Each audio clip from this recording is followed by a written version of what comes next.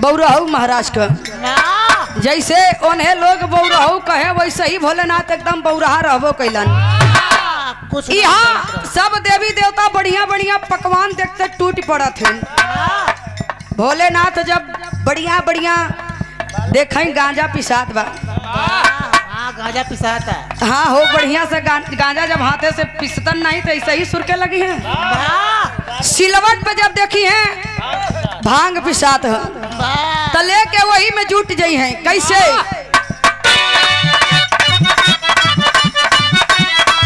कहे भोलेनाथ कहता हूँ नहीं खाई खोआ मेवा नहीं मिश्री मलाई,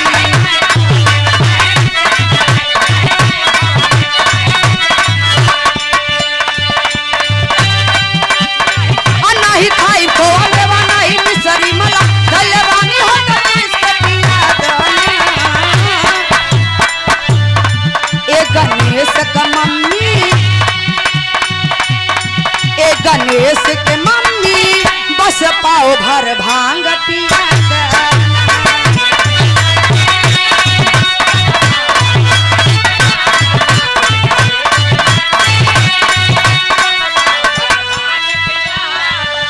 टावर वाले भैया की तरफ से 21 रुपए का पुरस्कार, बहुत बहुत प्रणाम सब लोगन के, बहुत बहुत प्रणाम। लेकिन ब्राह्मण देवता से संत रविदास जी कहत हुवन गंगा स्नान करे जात हुआ तो ब्राह्मण देवता हमारे को बात सुना का कहले, अब बात मोर मजबूरी करी तोहर मजूरी,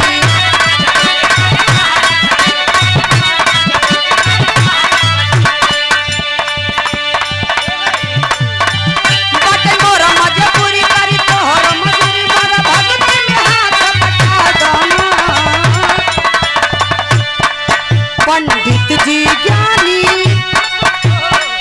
पंडित जी ज्ञानी मोर भक्ति में हाथ बटा।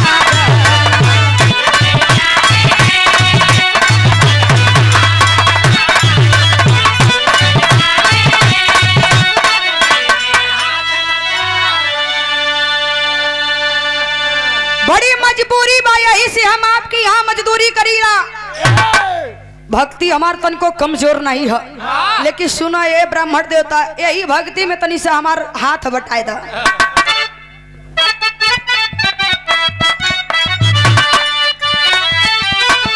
नहीं घरवा में बाए को पैसा सुना,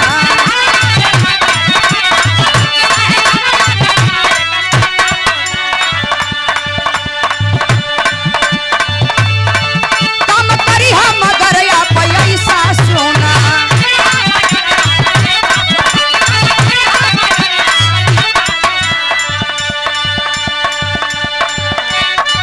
एक टका लेके गई हमारी गंगा के चढ़ाई है, एक टका लेके गई हमारी गंगा के चढ़ाई, मोर भगती में हाथ बटा देना। पंडित जी ज्ञानी, पंडित जी ज्ञानी मोर भक्ति में हाथ बटा देना।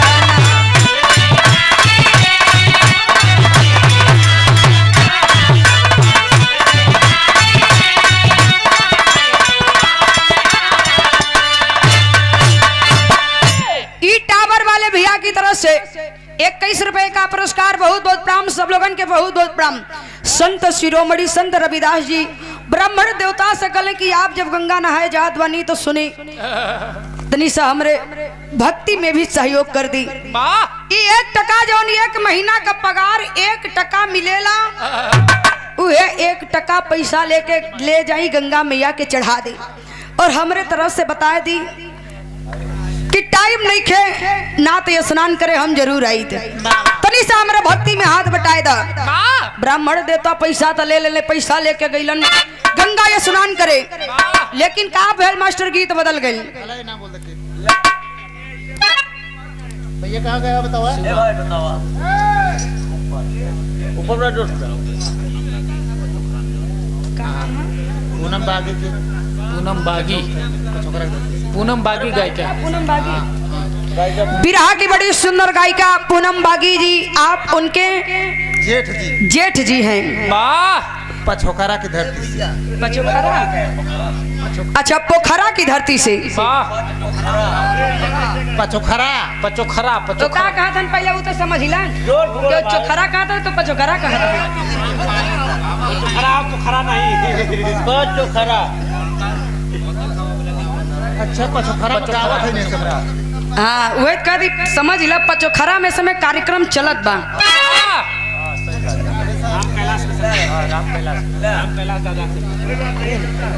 20 रुपया 100 रुपए का पुरस्कार। बहुत बहुत प्रणाम सब लोगन के, बहुत बहुत प्रणाम। ई पन्नालाल जी प्रचारक हों वाह काहे क इस बिरहा कमेटी की तरफ से। वाह तो हो के जरूरत पड़े तो तोहरो प्रचार कर दे। चला काल सवेरे करवाऊ हमसे। लेकिन आओ मास्टर, गीत बदल गए।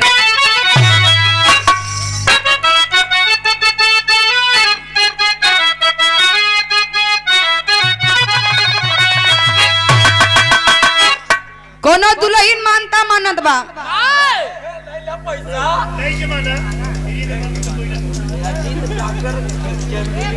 अजीत डॉक्टर, अजीत पाल डॉक्टर साहब कहाँ से? चेंगुली की धरती से। सही बात। अरे होई के का अक्षर गड़बड़ा तो एडजस्ट कर ले। फिर दे के दोहरवा 51 रुपए का पुरस्कार। हाँ फिर दे देबा तो बोल दे, चाहिए आधा ही पे बोलवाई दी। मानता माने गंगा मैया के कैसे मास्टर?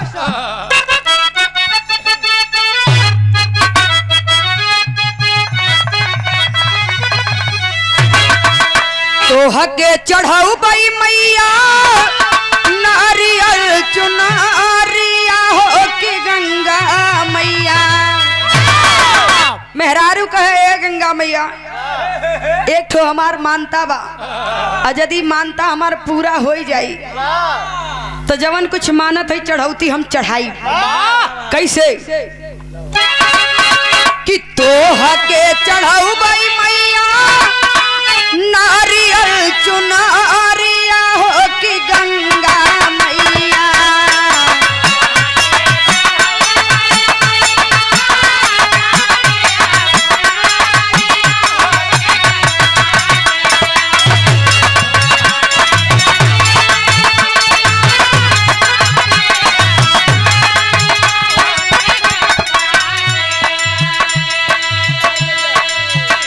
तो हके चढ़ाऊ बाई मैया नारियल चुनारिया हो कि गंगा मैया।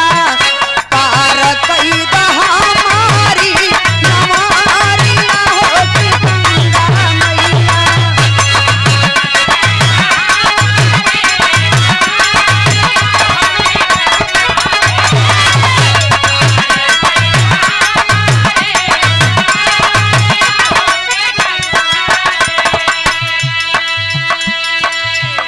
ब्राह्मण देवता के सामने संत रविदास जी हाथ जोड़ के कहलन। का कहले मास्टर?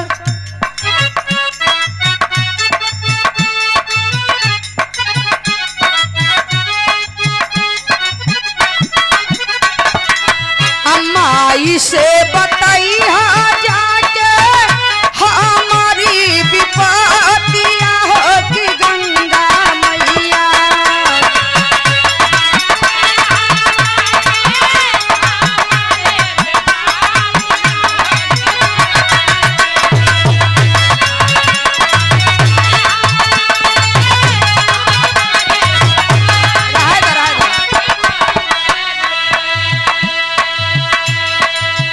अम्माई से बताई जाके हमारी विपत्तियां हो कि गंगा मैया।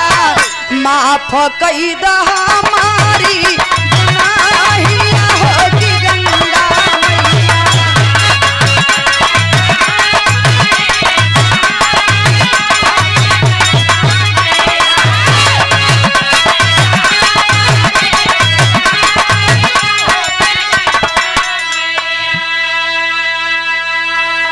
माई से हमार विपद बता दी है, तो कह दिया जवन गलती भइल हो वो क्षमा करिया। लेकिन एक बात और बताइया, दुनिया में केहू नाही दुखिया के साथ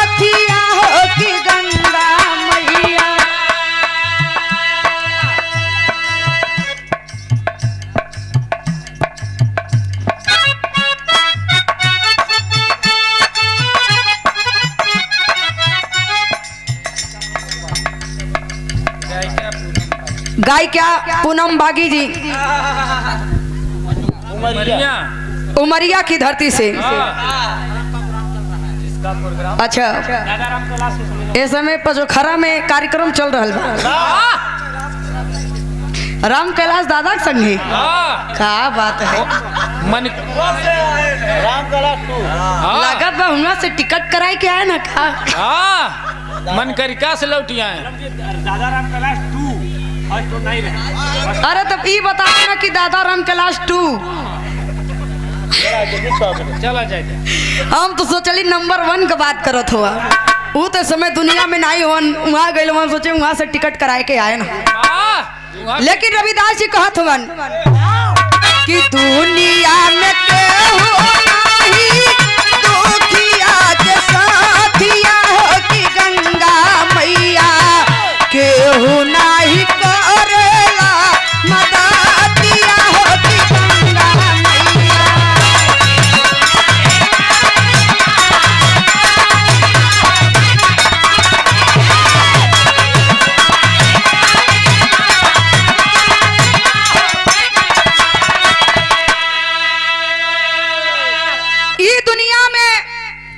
सुख का संगी तो तमाम मिल गई है लेकिन दुख का संगी केहू ना है। संत रविदास जी कहत हुए कि जा गंगा मैया की 1 टका चढ़ाए के हमरे तरफ से कही है कि माई ई दुनिया में केहू केहू का मदद करे वाला ना बा तू ही सहारा हो सकल दुखारी का। आगे का कलम मास्टर गीत बदल गई।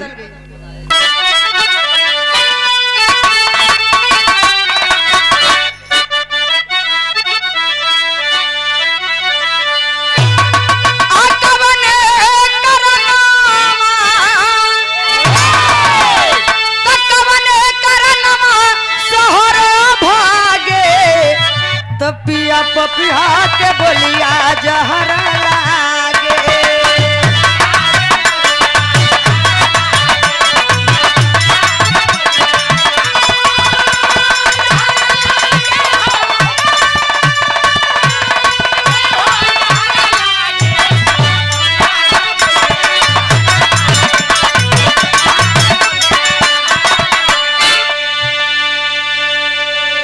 पंडित जी जाए के रविदास जी की तरफ से 1 टका जब पैसा माई गंगा के चढ़ौलन और रविदास के बाद सारी बात जब गंगा मैया के बतौलन तो गंगा मैया निकाल के एक ठे सोने का कंगन निकाल के दे दले पंडित जी के हाथ में कि ले जा के ही संत रविदास जी के दे दिया।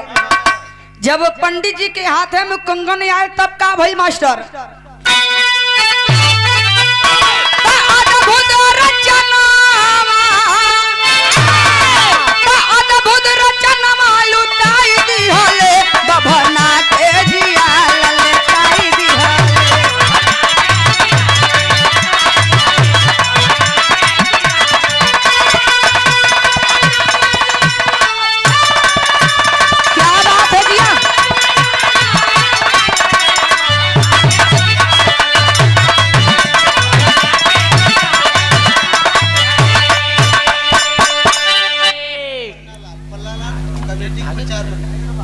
अच्छा पन्ना लाल जी ई बिरहा कमेटी के प्रचार मंत्री जी 21 रुपए का पुरस्कार तब वही लक्ष्मण नाइक समझे रहन अब समझ लहन ई बिरहा कमेटी के प्रचारक मंत्री होवन बहुत बहुत प्रणाम सब लोगन के बहुत बहुत प्रणाम।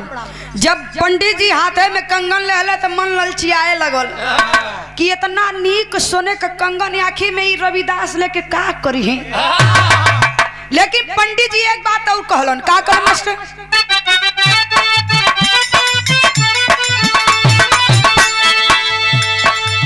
जिंदगी में देखली ना ऐसा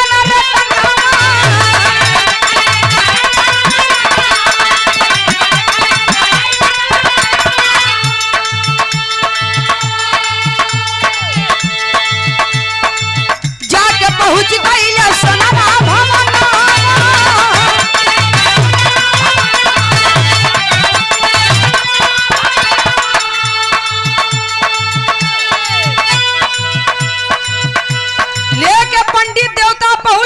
सोनारे के दुकानी पे की काहे ना एक बेच दे तो करारा हमें नोट मिल जाई। जब वो सोनारा के हाथे में कंगन आयल जब सोनारा के हाथे में कंगन आए तो सोनरों के मन ललचियाए लगल कि इतना बढ़िया कंगन सोने का ई लेके ई पंडित का करी, ई पंडित का करी सार इशार है और सोनार कहे अच्छा कि का करी है ई पंडित जी लेके कैसे मास्टर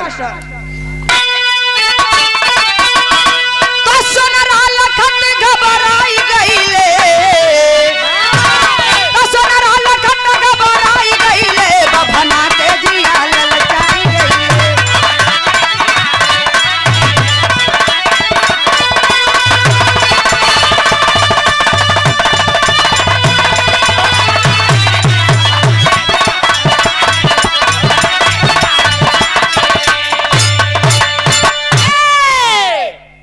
पंडित जी के लालच पैदा भयल मन में वो कंगन देख के आज जब सोनारे के हाथे में आयल तो सोनारे के भी मन लालच हो गई कि आखिर में ई कंगन अब पंडित जी के दोबारा ना दी, कैसे हु जुगाड़ बैठा तो कि कैसे हु जुगाड़ बैठाई। तेरी के भाव में कहना बा मास्टर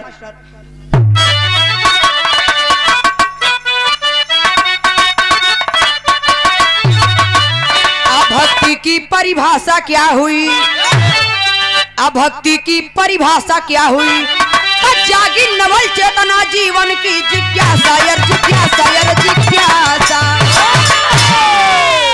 जागी नवल चेतना जीवन की जिज्ञासा भक्ति की परिभाषा क्या हुई। केवल भक्ति 24 घंटा के टाइम नहीं मांगत कि 24 घंटा का टाइम तो अरे पास हो तबे भक्ति होई, भक्ति ते का सेकंड में भी होत मन यदि संतुष्ट बा तो भक्ति चाहे जहाँ हो जाए।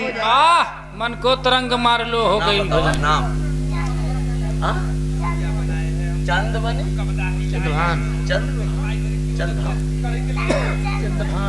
चंद्रबली चंद्रबली वाह इतना कहम ल जात हो बिटिया जा जा जा छोटी सी बच्ची 11 रुपए का पुरस्कार इस छोटी सी बच्ची की तरफ से बहुत बहुत आशीर्वाद। तो हो सके देख के आज दिमाग का ही फेल हो गया वाह ये ना एकदम और सबसे ज्यादा तो फेल करे हुए यू गांजा वाले गांजा है गजवा सफर के पिया में ऐसा ही पीही तो हो ही गया है तो फिर राम ही भरोसे हन तब का क्लच प्लेट बैठ ही जाएगा हाँ जब ऐसे मिनटों मिनटों में गांजा पीही तो कितना दिन चलही जल्दी से दमा का मरीज हो जाही। हाँ कुल सामान से कुड़ जाए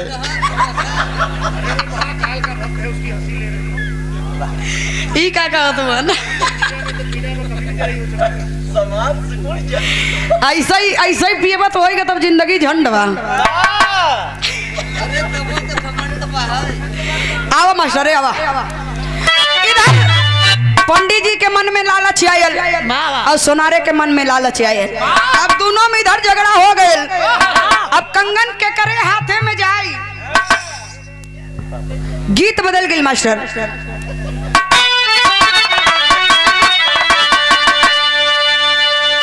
ऐसा स्कूलिया में करा जिंदगी चढ़ावा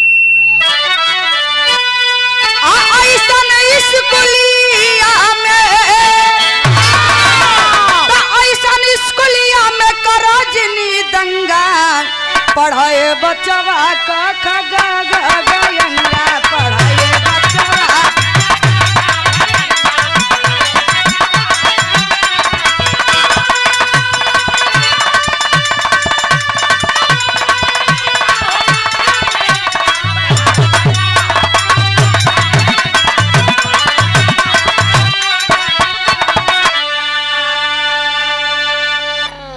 पन्नालाल जी ई विराह कमेटी के प्रचारक मंत्री 21 रुपए का पुरस्कार बहुत बहुत प्रणाम।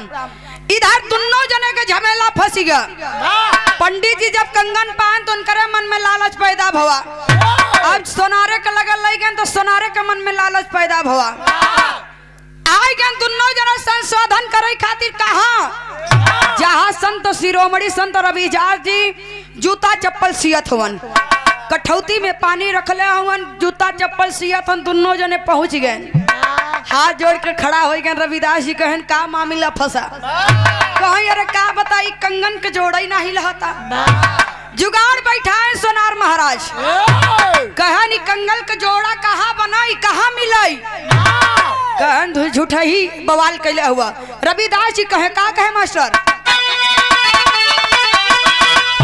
आप बोले रविदास देखा आप बोले रविदास देखा मनवा बचंगा राजव साहब संगे आई गए कंगन के कर है अभी संशोधन नहीं हो पाता कंगन पंडित जी का है कि सोनारे का है अबे हर राजव साहब बुलाई गए तब राजा के देख के हाथ जोड़ के रविदास जी कहे बोले रविदास देख मनवा बचंगा तो देखा हो राजा मोर कठौती में गंगा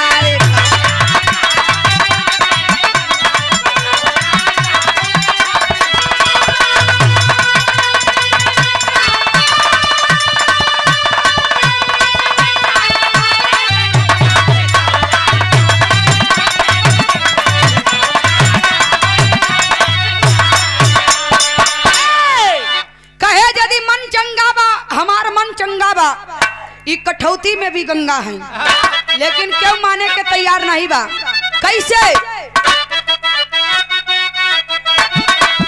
तो गंगा जी तुरतई दी हली दर्शना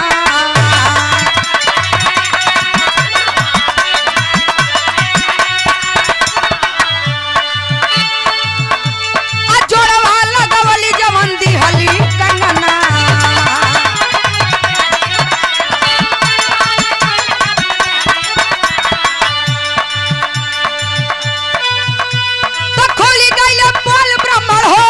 हो राजा मर कठौती में गंगा देखा हो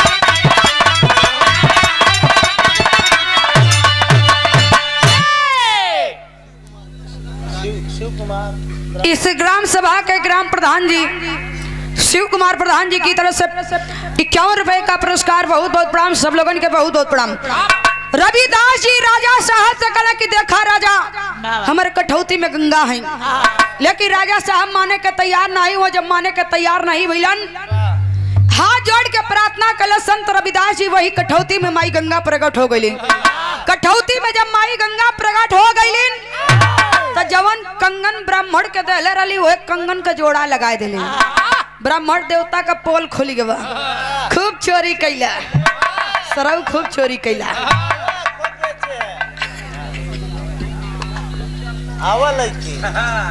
पोल खुल गया ब्राह्मण देवता के पता चल गया कि ब्राह्मण देवता चोरी कैलन पपट के भाव में कहना बोले कि न वही तक पोल खुल गया तब संत रविदास जी कहत हुए कि ना कि कंगन हमें ना चाहिए राजा कले नहीं जेकर हो वही के चाहिए पपट के भाव में कहना बा परम आदरणीय आप गोविंद कौशल क्षेत्र पंचायत सदस्य गहिरा की धरती से सेक्टर अध्यक्ष 51 रुपए का पुरस्कार बहुत बहुत प्रणाम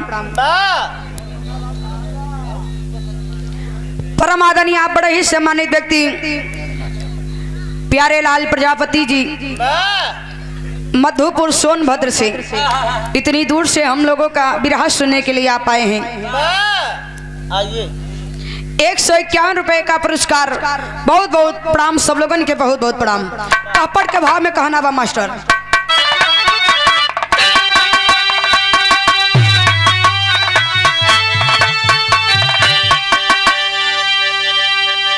रविदास बोले राजा के समनवा हमारे राजा जी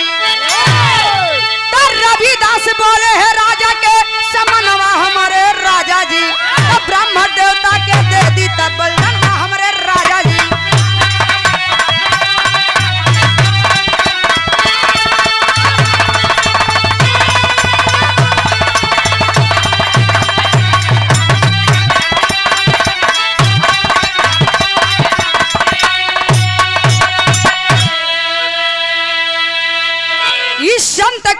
सुने जब राजा तब ब्राह्मण के दियल जीवन दानवा हो।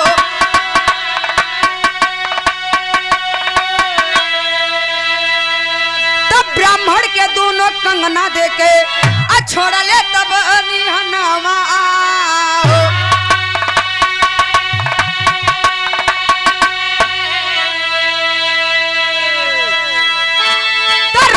चुमे रविदास के चरणवा हमारे राजा जी, राजा चुमे रविदास के चरणवा हमारे राजा जी, ब्राह्मण देवता के दे दी जीवन दानवा हमारे राजा जी।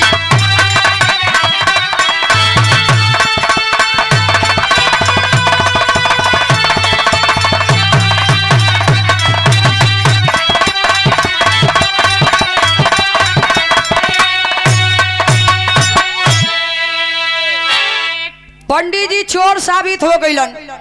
राजा कहे ना पकड़ा पकड़ के ले चल के कारागार में डाल दा।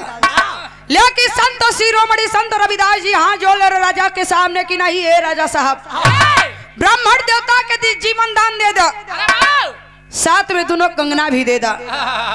रविदास के कहने पे राजा साहब दोनों कंगन ब्राह्मण देवता के दे के ब्राह्मण देवता के छोड़ दिला।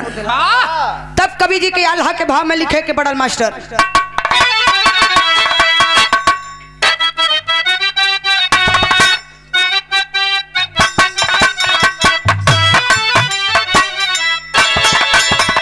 धन्य धन्य धन्य राउर तो हरी लगनिया भैया,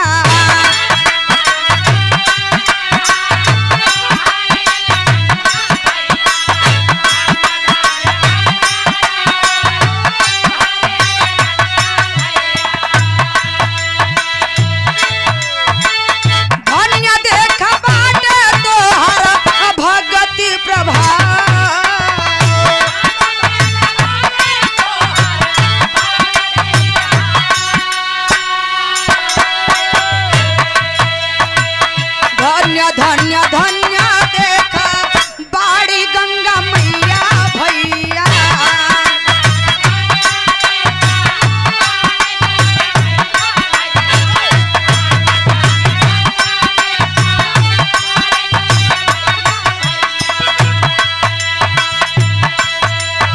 अब बड़े बड़े पापियन के कैली उद्धार,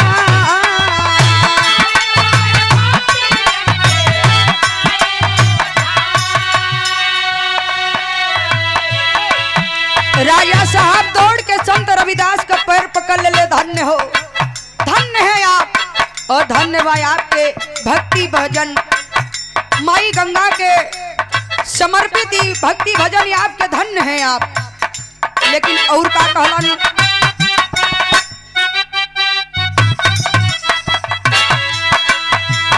दौड़ी के चूमे राजा संत के चरनिया भैया,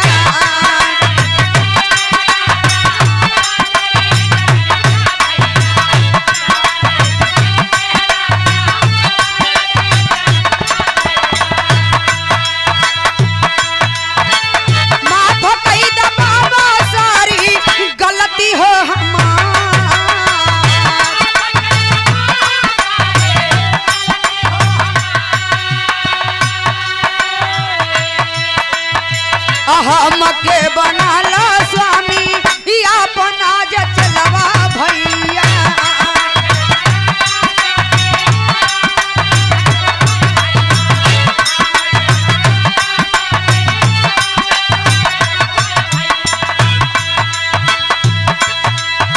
हमारी राजिया के अकारी सीता,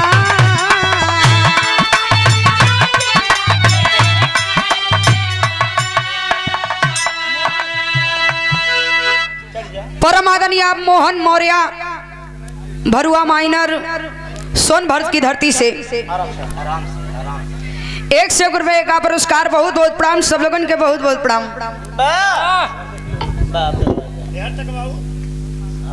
और इधर चलिए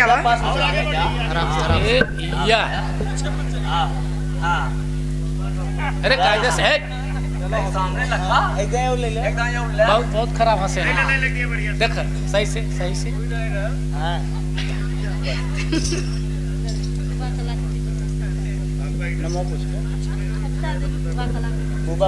वाह सविता कुबा श्रीमती आप सविता देवी क्षेत्र पंचायत सदस्य बीडीसी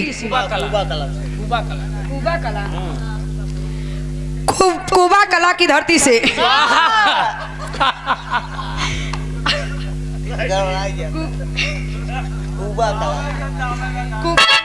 हाँ कुबा जौन चीज का कुबर कढ़िया वाला तोरा मिर्जापुर का गांव का नाम है यही सन बा वाह कतो गहिरा तो कतो गहिरा कतो कुबा कबो टेढ़ा सुंदर पंखुड़ियों में गुना हुआ पुष्पहार वाह 101 रुपए का पुरस्कार देके सम्मानित की बहुत बहुत प्रणाम सब लोगन के बहुत बहुत प्रणाम। देखा पहली बार गांव का नाम सुनत है तो थोड़ा बहुत तो गड़बड़ाबे करे। पहली बार कंफ्यूजन हो गई करते राजा साहब दौड़ के संत रविदास के चरण पकड़ लेलन। सारी गलती हमें हमार बा राजा कहत हुआ कि सारी गलती हमें हमार बा नादानी समझ के माफ कर दी और आज हम के आप आपन चेला बनाइला। राजा साहब कहले संत रविदास जी के कि आज हम के आपन चेला बनाइला। राजा साहब के संत रविदास जी अपन चेला बनाए लेलन।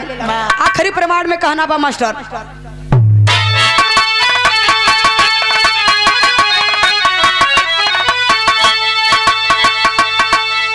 तो रविदास राजा के बनवले जुगती तो रविदास राजा के बनवले जुगती तज के माया के तरनवा बनल मुक्ति।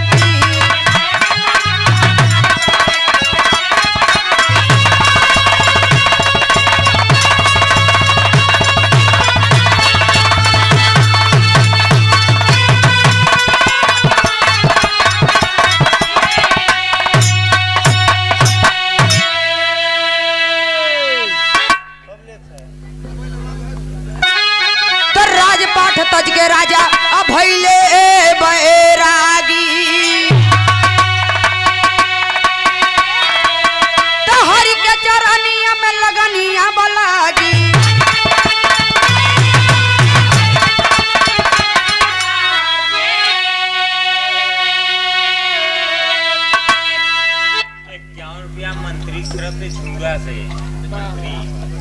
मंत्री के तरफ से झूरा की धरती से 51 रुपए का पुरस्कार। वाह कहाँ से झुंगुरा झिंगूरा कौन का बता झूरा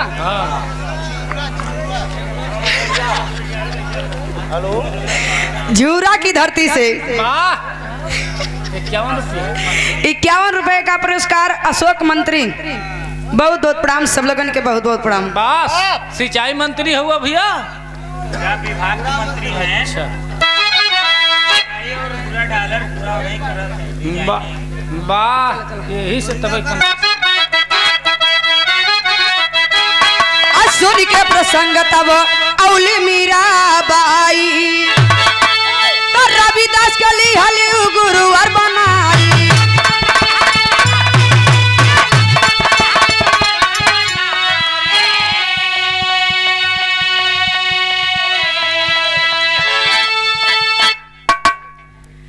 इधर राजा संत रविदास जी के अपन गुरुवर बना लेलन और उधर मीराबाई भी आके राजा साहब की तरह संत रविदास जी के अपन गुरु बनाए ले ले। आखिरी प्रमाण में गुरु घराने का परिचय बा कहना बा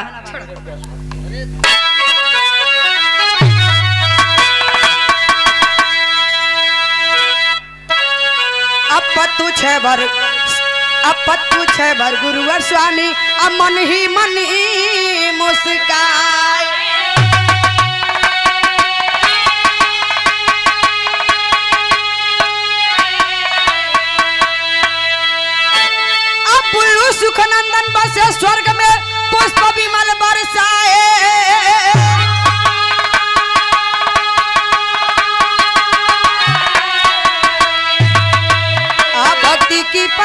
परिभाषा क्या हुई, भक्ति की परिभाषा क्या हुई।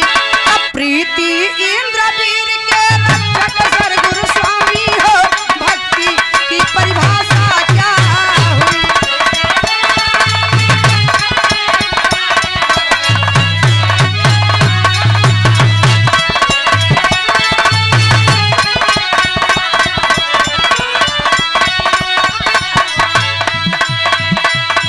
तेरे इश्क में पागल हो गया दीवाना तेरा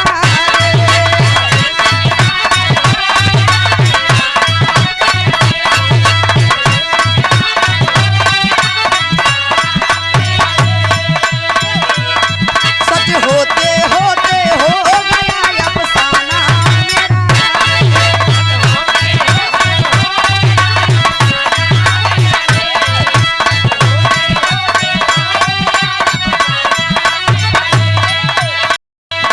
माहिया तेरे प्यार में डूबी मैं भी डूबी रे।